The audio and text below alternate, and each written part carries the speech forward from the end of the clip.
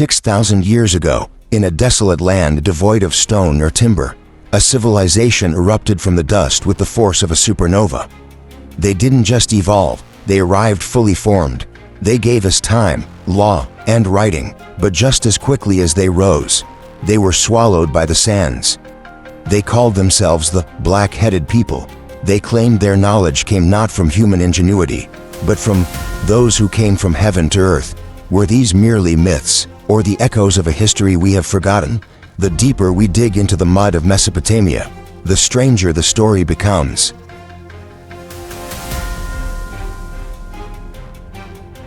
Tonight, we peel back the layers of history to expose the terrifying fragility of civilization.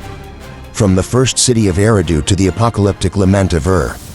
Prepare yourself. What killed the Sumerians might be waiting for us. To understand the mystery, we must first look at the stage. Mesopotamia, the land between two rivers, the Tigris and the Euphrates. It was an inhospitable marshland. Yet, seemingly overnight, the human timeline experienced a glitch. We went from simple hunters to building megacities. Mainstream archaeology calls this the urban revolution, but the speed suggests something else. In the blink of an evolutionary eye, Sumerians created the wheel, the plow, the sailboat, and the first complex mathematics. It's as if they had a blueprint. Scholars are still divided on their origins. Their language, Sumerian, is a language isolate. It relates to no other known language family on Earth. Not Semitic, not Indo-European. Linguistically, they were aliens in their own land. Imagine arriving in a hostile environment and immediately building the perfect society. They established the concept of the 24-hour day and the 60-minute hour. Every time you look at a watch, you are using Sumerian math. But why base a system on the number 60? This brings us to the first curiosity loop. The Sumerian king list, an ancient stone tablet that blends history with impossibility. It lists kings who reigned for thousands of years. Alulim, 28,800 years. Alaungar, 36,000 years. Are these errors, or code? Historians dismiss the early numbers as mythology, but the list continues seamlessly into historically verified kings. Where does the myth end and the man begin? And right in the middle of the list, a terrifying sentence interrupts the lineage. Then the flood swept over. This flood is the dividing line. Before it, kings were like gods. After it, lifespans shortened. The narrative echoes the biblical Noah.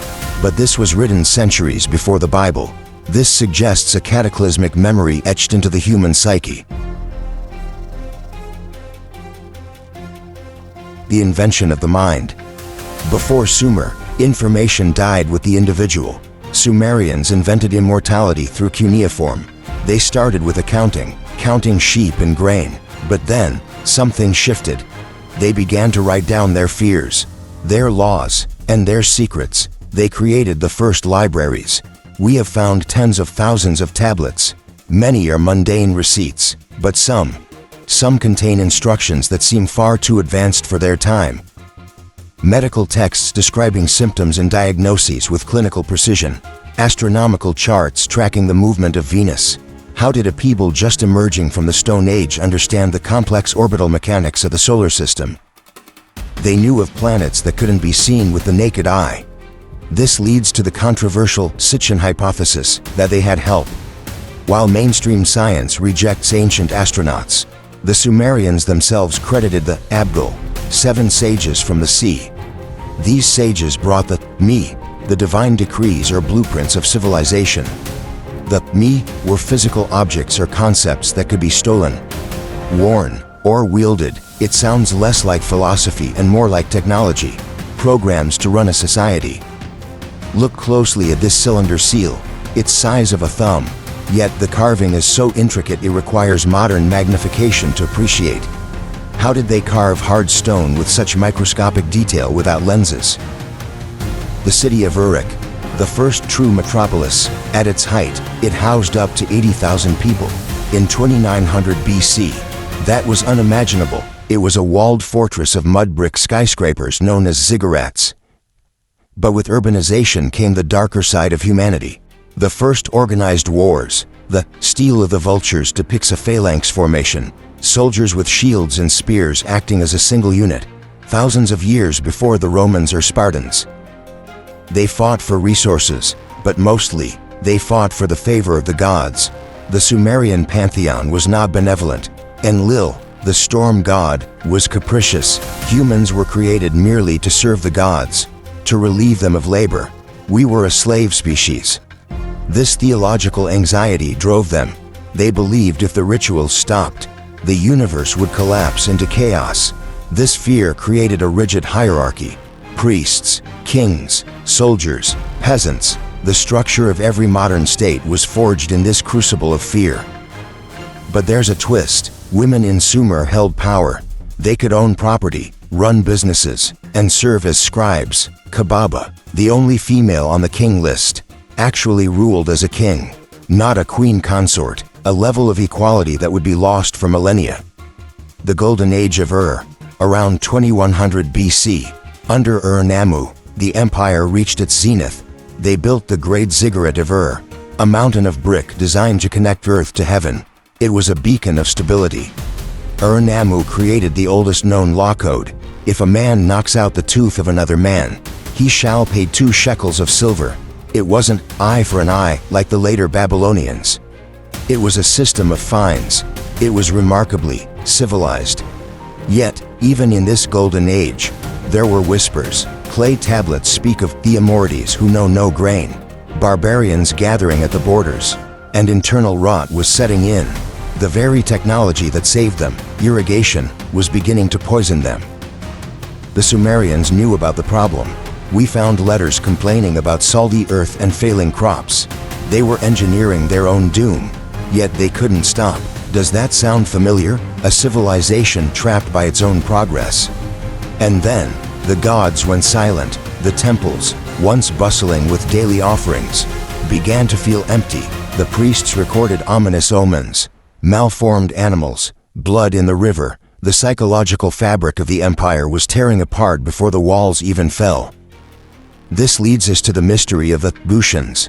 The Sumerians described them as dragon-faced people from the mountains. Monsters. Were they literally monstrous? Or was this ancient propaganda to dehumanize the enemy? History is written by the victors. But here, the losers wrote the lament. We think we know how empires fall. War, famine. But new evidence from soil samples in 2023 suggests something much more sudden. Something global, a climate event so severe it wiped out not just Sumer, but civilizations in Egypt and India too. We call it the 4.2 piloyear event, a mega drought that lasted for centuries. Imagine no rain for 3 generations. The canals dried up, the dust storms returned, the gods of fresh water were dead, the black-headed people were left alone in the furnace. But even in the face of apocalypse, they kept writing. The end of Sumer wasn't a bang, but a long, agonizing scream recorded on clay. The Lament for Ur is one of the most haunting pieces of literature ever found. Ur is destroyed, bitter is its lament. The country's blood now fills its holes like hot bronze in a mold. This isn't just poetry, it is eyewitness testimony to a genocide. The Elamites and Gutians descended like vultures on a dying animal. Stop, listen to the wind. That is the sound of modern southern Iraq. The great cities of Eridu, Uruk, for 2,000 years. No one even knew they existed. They were completely buried. How does the world's first empire just vanish from memory? It wasn't until the mid-19th century that British and French explorers began digging into these mysterious mounds. They were looking for biblical confirmation. Instead, they found something that challenged the Bible itself. They found the source code of Genesis. When George Smith translated the Flood Tablet in 1872 at the British Museum, he was so excited he began to undress. He realized the story of Noah wasn't unique. It was a retelling of the Epic of Gilgamesh. The world had to rewrite its own history books. This discovery proved that Sumerian culture didn't die. It was absorbed. The Babylonians, Assyrians, and Persians all adopted Sumerian writing, gods, and math. The hardware was destroyed, but the software was installed into every subsequent civilization. But one question remains. The black-headed people referred to themselves as distinct. When their cities fell, where did the survivors go? Some theories suggest a migration. Others believe they simply blended into the gene pool. Or did they return to where they came from? Let's look at the artifact that shouldn't exist. The Baghdad battery, found in the region, dated later, but hinting at lost knowledge. Could the Sumerians have understood electricity? Used for electroplating gold, the gap between their primitive surroundings and their technical prowess is the ultimate mystery. We are approaching the breathing space. But before we rest, remember this. They mapped the stars before they had steel. They wrote poetry before they had swords. They were a paradox of gentleness and brutality. Take a moment, breathe. We have traversed 2,000 years of history in 10 minutes. The desert winds of Uruk have buried many secrets. Let the silence of the ruins wash over you. Look at the bricks, each one stamped with the name of a king. They wanted to be remembered. In a way, they succeeded, but the cities are empty. The canals are sand. The bustling markets are now just geometry in the dirt. It is easy to romanticize them, but their lives were hard. Disease, labor, fear of the gods. Yet, they paused to invent beer, to compose music, to love. They were us, just earlier. The question we must ask in this silence is, why did they fail? Was it inevitable? If the first empire couldn't survive its own success, what chance do we have? The parallels are uncomfortable. We see the same climate shifts, the same overfarming, the same social stratification. The Sumerians didn't just leave us inventions, they left us a warning. A warning written in mud. As we move into the final act, the mystery deepens. We are going to explore the missing link of their demise. The one thing historians are afraid to admit. Prepare for the build-up. The evidence we are about to see challenges the timeline of human civilization. It suggests the Sumerians weren't just the first. They might have been the survivors of something older. The precursor connection. For decades, we thought Sumer was the start. Then we found Göbekli Tepe, massive stone temples built 6,000 years before Sumer. Who built them, and did the Sumerians inherit their knowledge?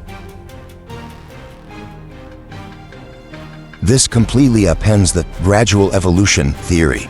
It suggests civilization didn't slowly ramp up, it crashed, was forgotten, and then rebooted in Sumer. The Sumerians were a restart, not a start. The radioactive anomaly.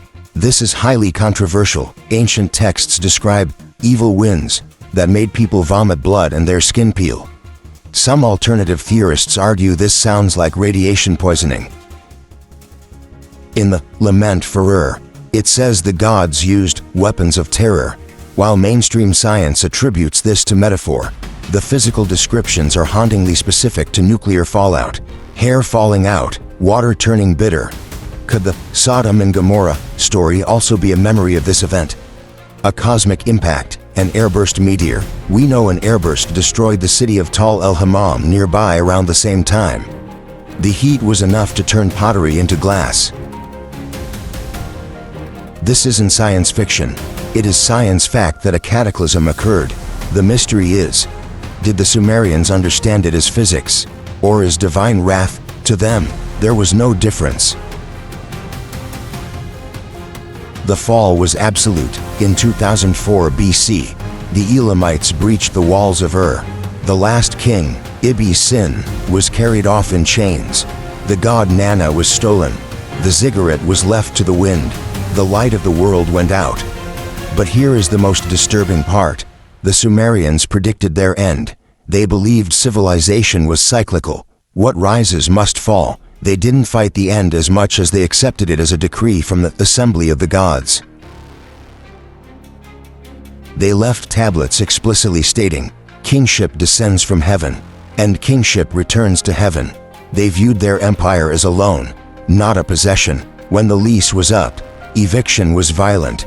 Let's re-examine the DNA. Recent genetic studies of marsh Arabs in Iraq show a strong link to the ancient Sumerians. They are still there, living in reed houses just like their ancestors 5,000 years ago. The empire fell, but the people endured. Open loop. But if the people remained, why was the knowledge lost? Why did we forget how to read cuneiform for 2,000 years? It was a deliberate erasure. The conquering Amorites and Babylonians wanted to reset the narrative. They took Sumerian myths and renamed the gods. Enlil became Marduk, the goddess Inanna became Ishtar. It was the first instance of corporate rebranding in history, cultural appropriation on an imperial scale. This cultural theft hid the true nature of the Sumerians for millennia. It made us think they were just early Babylonians, but they were something entirely distinct, something far more alien and innovative.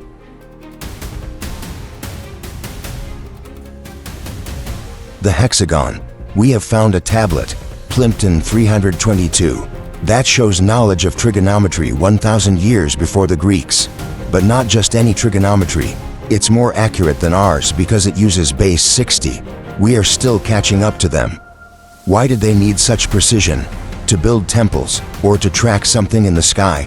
The precession of the equinoxes takes 26,000 years. The Sumerians knew this cycle. How? You cannot observe a 26,000-year cycle in a single civilization's lifespan.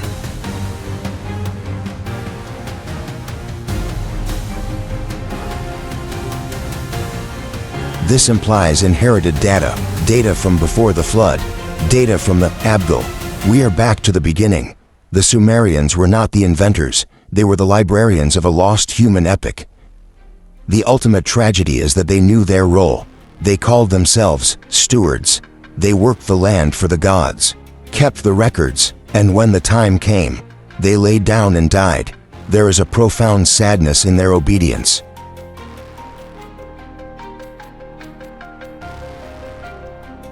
But their influence is inescapable. The 12 signs of the zodiac, Sumerian, the 360 degrees in a circle, Sumerian, the 7-day week, Sumerian. You are living in a Sumerian world. You just don't speak the language. As we reach the peak of our climax, remember the Tower of Babel. The Bible says it was built in Shinar, Sumer, to reach heaven. So God scattered the people. Is this a metaphor for the collapse of their globalized trade network?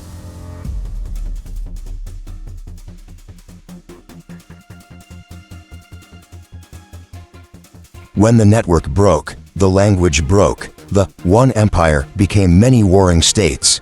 The unified dream of Sumer was shattered, never to be rebuilt. We have been living in the fragments ever since.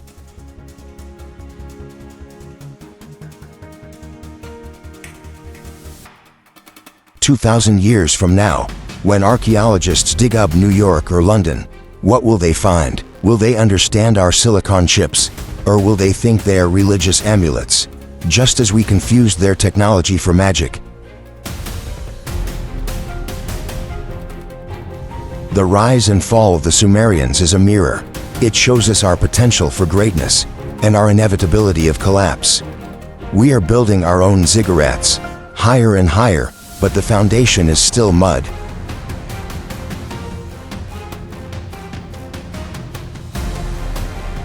Perhaps the gods didn't abandon Sumer. Perhaps the gods simply moved on to the next experiment.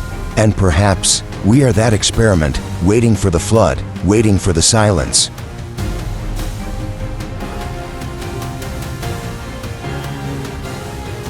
The Sumerians are gone, but the mystery of human origins doesn't end in Mesopotamia.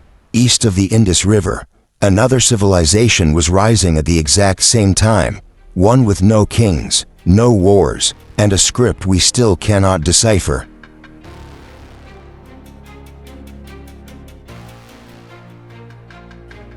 Click here to explore the Indus Valley civilization, the silent twin of Sumer. And remember, history is not a line, it is a loop.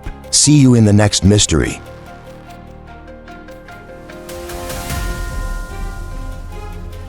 The wind continues to blow over the hill, carrying the dust of 12,000 years.